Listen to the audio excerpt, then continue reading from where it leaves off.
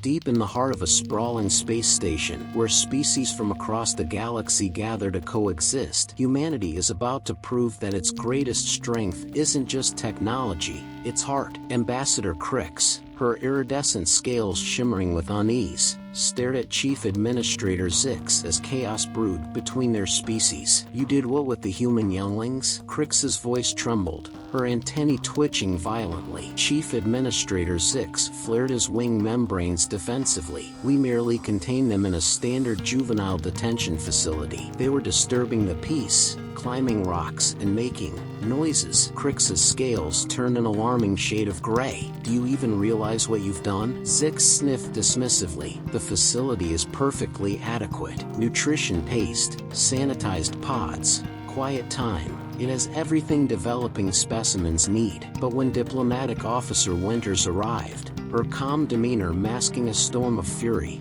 things escalated quickly. "Those are human children," she said through gritted teeth. "They don't thrive on nutrition paste and isolation.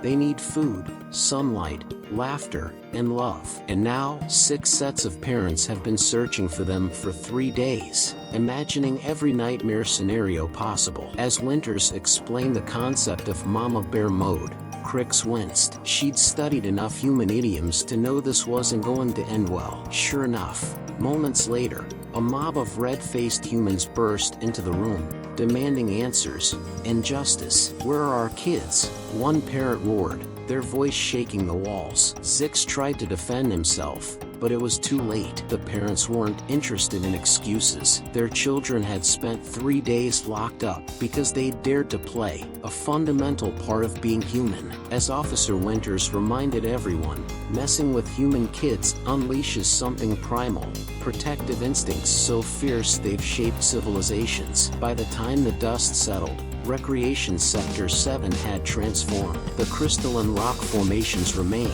but now they were surrounded by climbing structures, safety fields, and padding. Human children played there daily, their laughter blending with the hums of other species who discovered that joy itself could be a form of meditation. Meanwhile, Zix found himself reassigned to cargo processing, a fitting punishment for underestimating humanity's most precious resource, its kids. Months later, Dr. Galera, eager to embrace human educational methods, proposed a field trip to a state-of-the-art mining academy. Despite Ambassador Crix and Officer Winters' warnings about Murphy's Law, if something can go wrong, it will.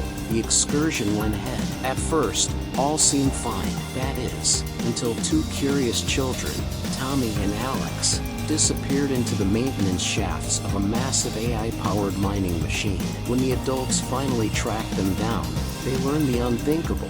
These grade schoolers hadn't just broken into the system, they'd optimized its quantum algorithms and reworked its neural net architecture, boosting efficiency by 40%. "How did they?" the instructor stammered, staring at his diagnostic pad in disbelief. "We documented all the changes," Tommy announced proudly, "and filed provisional patents while we were at it." As the group headed to lunch, Crix muttered dryly, "Human children plus advanced technology equals either chaos or revolutionary breakthroughs. Plan accordingly." Then came the cultural exchange catastrophe, or miracle, depending on how you looked at it. When human children introduced hide-and-seek to hive-minded drones, logical youth nodes, and gelatinous collectives, pandemonium ensued. Drones giggled, nodes told jokes, gelatinous blobs formed themselves into a band called the Wobbling Wonders, performing space jazz fusion that left audiences swaying uncontrollably. Even the Vax Click Queen,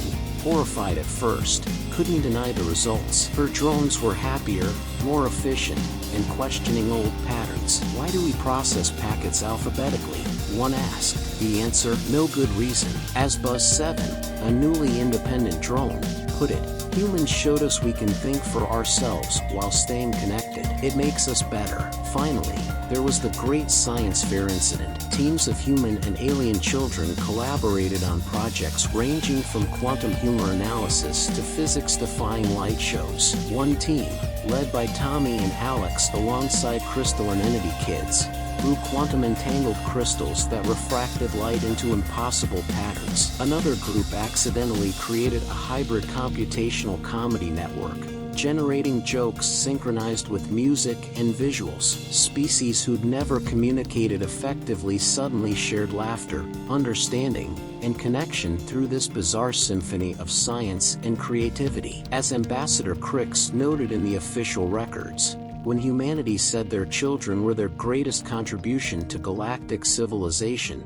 we thought it was metaphorical. Turns out, it was literal, and probably for the best. In the end, humanity didn't just adapt to the galaxy, it transformed it. Because wherever human kids go, curiosity, creativity, and change follow. And sometimes, that's exactly what the universe needs.